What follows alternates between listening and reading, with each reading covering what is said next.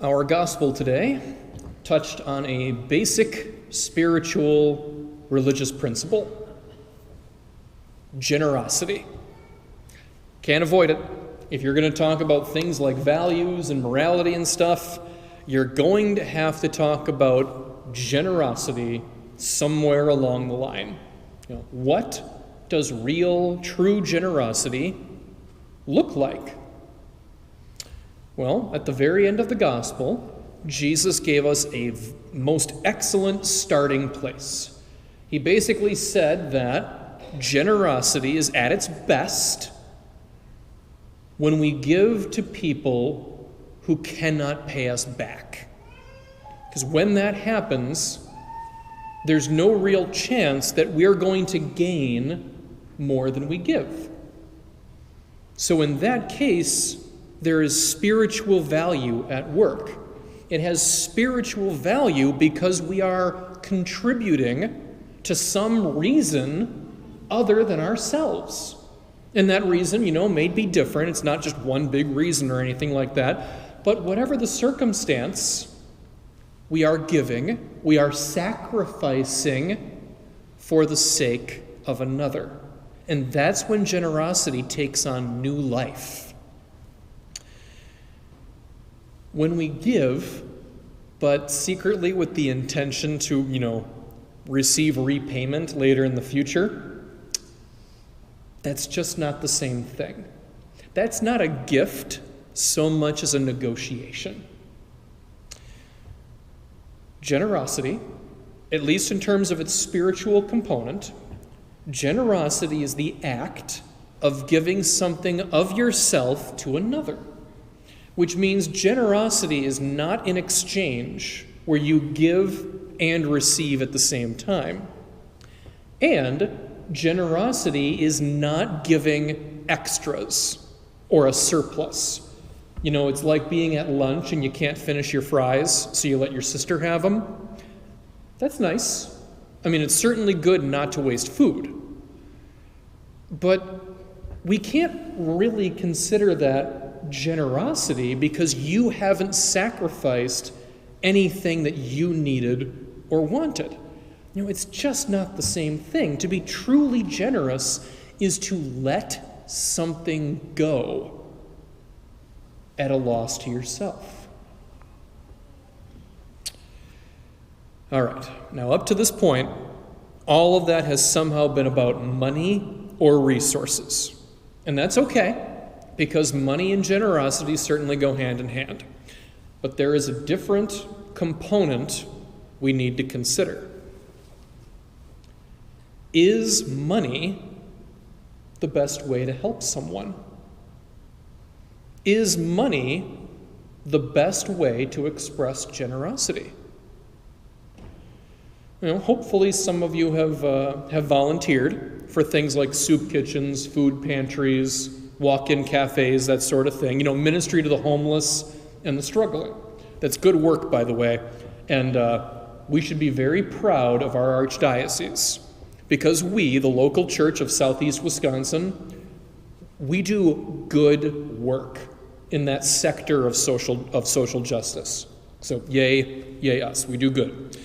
Anyway, if you talk shop with those professionals who, work with the homeless in that ministry, almost all of them will tell you the same general advice. They will say that when you meet a homeless person, the last thing you should do is give them money. Sure, hey, you're trying to be nice, you want to be generous and compassionate, you get points for good intentions. But the problem is, with a lot of homeless people, there are drugs, alcohol, or some other thing at work in their life where the money they receive, the cash they receive, goes directly into the addictions that are keeping them on the streets in the first place. I apologize if it sounds like I'm stereotyping homeless people. I am fully aware that pattern does not apply to everybody. And it's okay to disagree with that, because let's be honest, that's one opinion regarding a rather complicated issue. but I share it because that is the instruction that I have gotten from the professionals who work the most closely with the homeless. They just say that money really isn't the best way to help them. And what that means for us today is that we can regard generosity as a value that is bigger and more significant than money. So how can you give of yourself without giving money?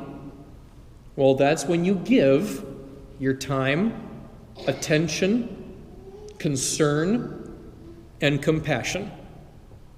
And when you do that, you are right in line with Jesus' words in the gospel. Because when you give your time, your attention, your concern, and your compassion, you cannot possibly be paid back.